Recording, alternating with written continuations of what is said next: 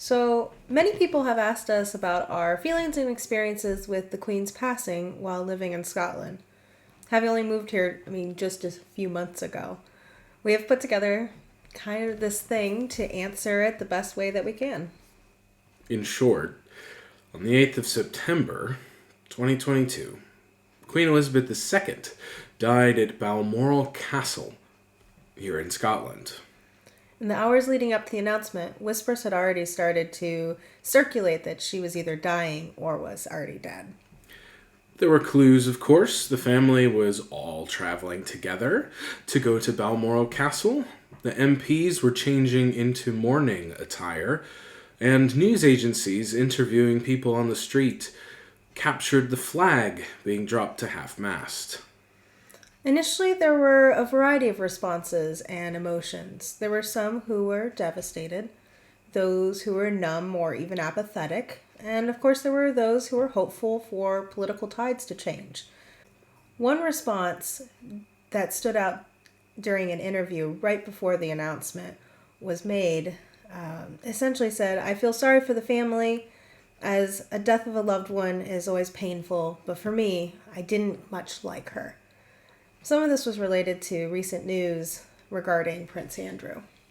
The period of mourning began, which was 12 whole days, including the day that she died. From the time of the death to the state funeral, there were many different things that happened concurrently, and so this video is only going to be talking about her death and funeral. We're not going to be talking about King Charles's being crowned as king, any of his proclamations, the fact that he had to travel all over the UK whilst attending to the responsibilities of the funeral. We're just going to focus on the one thing. Because the Queen had died in Scotland, Project Unicorn, which is the name of the plan for if she were to die in Scotland, was underway.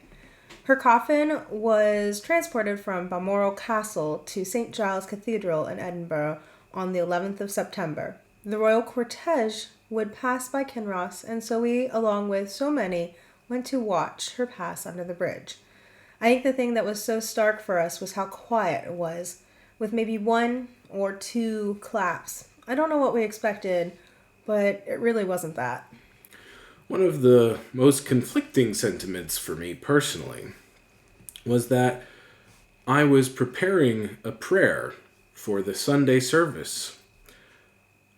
As an American, praying for the Queen for her death while also being on the anniversary of 9/11. So, it was a little bit of cognitive dissonance at work there. The next day, the service of Thanksgiving was held at St. Giles Cathedral and was simultaneously broadcast. We watched the service at the Kinross Parish Church, where we were joined by a small gathering. Alan brought out these tiny red hymnals so that we could participate in singing along with the service. Following the service, the viewing commenced. The Queen would lie in state at St. Giles for 24 hours. And at first, we had no intentions to go stand in queue to participate. But we did end up making our way there and standing for a little over 4 hours, which is one of the shorter times, if you can imagine. Our neighbor Chris messaged us asking if we would like to travel with him around 1 a.m. It was quickly edited to 12:15 when we realized how long the lines might be. So we drove about 40 minutes into Edinburgh, and we walked about 20 minutes to the end of the line. We were told at the halfway point by some folks who had waited 8 hours, "Pray that you go left." We understood when we got to the zigzagging park. Left marked a significant shorter time. Thankfully, we went left.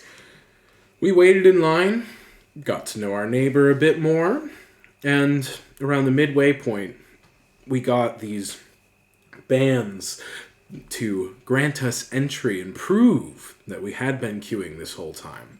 And just as we got to the cathedral, we went through metal detectors.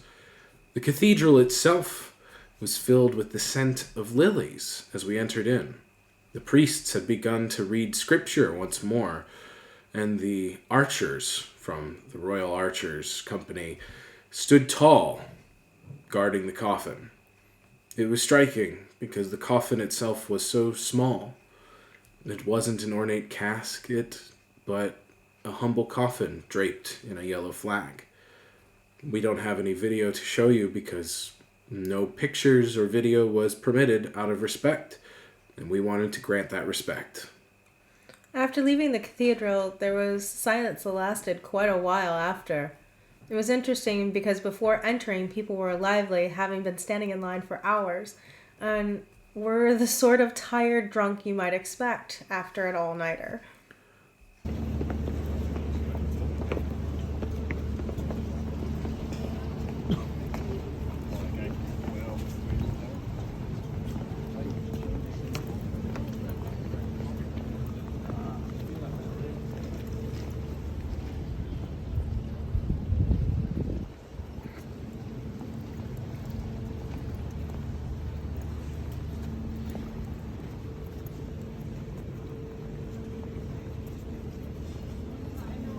Following the visit, we missed a lot of coverage of her arrival to London. We do know that the lines in Edinburgh paled in comparison to those in London. I would say that as each new day of mourning came and went, many felt that it was too much, as it was basically the only thing that was being broadcast across multiple channels. There were many speculations and theorizing on royal family drama as well. The night before the state funeral, towns throughout the UK met to hold a vigil and light torches. These torches had only been just used for the Jubilee earlier this year. Prayer and a book for people to sign their names is what primarily happened. This is except for a small group who sang God Save the Queen one last time. We come to commemorate and to give thanks for her long and faithful reign. We will, I hope, hear the church clock strike at 8 o'clock, and I would invite you to keep 1 minute of silent reflection before the piper then plays a lament. The funeral itself was broadcast at Kinross Parish Church once more. This time, there were many more people who joined in and who filled the room.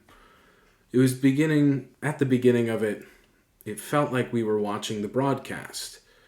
But somewhere along the way, it felt like we were a part of a service connected by video.